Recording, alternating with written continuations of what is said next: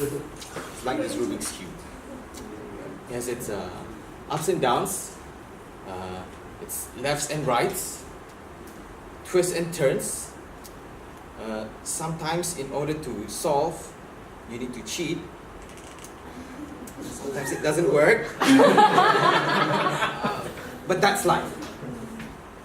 And in these moments of unsolved chaos, it is very hard to be happy.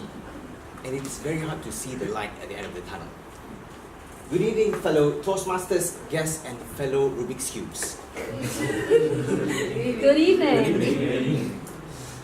When I was young, my mom told me something very curious. She said that I was perfect. But research has told us that it is actually the worst thing to say to a kid. The best thing to say to a kid is that you're good because you work hard. But that wasn't the case for me. My first chaos is when I turned 18. When I turned 18, on paper, I was supposed to be an adult.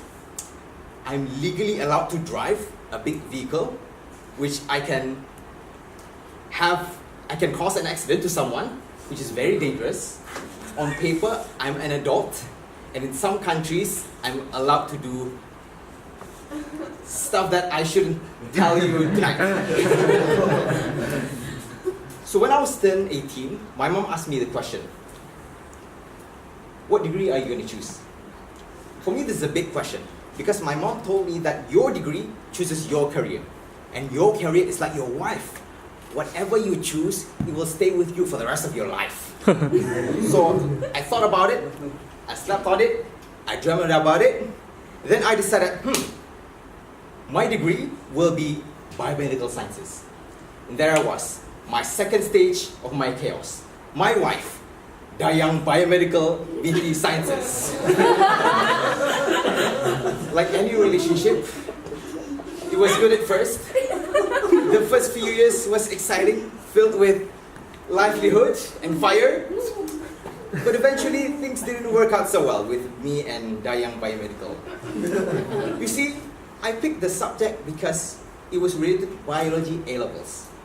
And biology A-levels is very different from biomedical sciences. In biology, the most complicated word there is photosynthesis. In biomedical sciences, there's that pharmacology, pharmacogenomics, there's 90 types of diabetes, a lot of different stuff. On biology, there's past year paper. If you do the past year paper 100 times, guarantee you'll get an A star. In biomedical sciences, there's research papers. And if you study 100 research papers 100 times, there's no guarantee that you're going to get A star. In biomedical sciences, the notes are maximum 200 pages thick and their font size 12.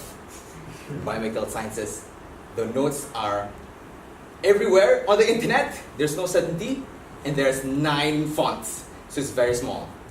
In addition, I don't like to read, I don't like weighing. I have 3 Harry Potter books at home, I only need 3 pages. So that was my chaotic life. And at the end of the relationship, I decided it was time to save my relationship with biomedical sciences, so I went for something called the discovery year. It was like the honeymoon of my degree. I asked myself, what am I going to choose for my discovery year? I thought about it, I slept on it, I dreamed on it, and I decided to go for an internship at a local place that will not be named. I went there, and like any honeymoon, it was great at first. I stepped in, my job was to take the tube, transfer it to a sample, and process it into a machine. Day 2, step into the lab, take the tube, put it into a machine, and process it. Day 5, the same thing. Day 10, the same thing. Day 30, the same thing. Imagine what I would do if I have my career in this place for 60 years, doing the same thing every day. I didn't like it, because I like being here, being in a Toastmasters environment, talking to people. I don't like being in a room, confined with machines, doing the same thing every day, and doing it for the rest of my life. So at the end of the day, I decided to have my divorce with biomedical sciences, and I graduated. I managed to graduate, and the day after your graduation is one of the most depressing moments of your life. It's because time after time, you apply for jobs, you get rejected, you go for interviews, get rejected, and you have no idea where you're going.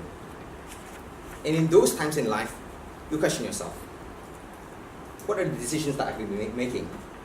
What have I been doing to my life to make it this messy? And what can I do to improve it? I decided to sit down and look back into my life, and I decided that life is not actually that bad. You see, life is like a Rubik's Cube. In order to solve it, you have to twist and turn it around. But in order to solve it, you actually have to sometimes make it messier. Sometimes you look at your Rubik's Cube and think that it's not close to solving. But it's not about how close it is to solving. It's about how much you can get the colors together.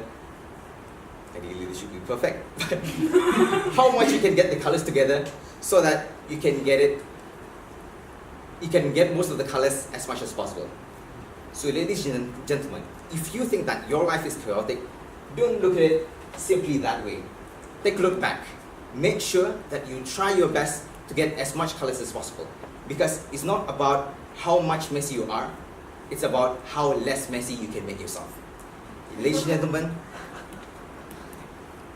if you think that your life is in chaos, don't worry, think about it, sleep on it, dream about it, and in the end, I think you'll figure it out. Thank you.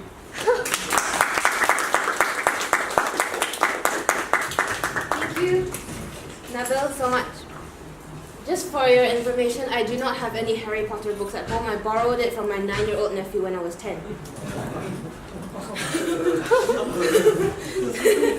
So, but then, thank you so much again, Nabil, for your speech.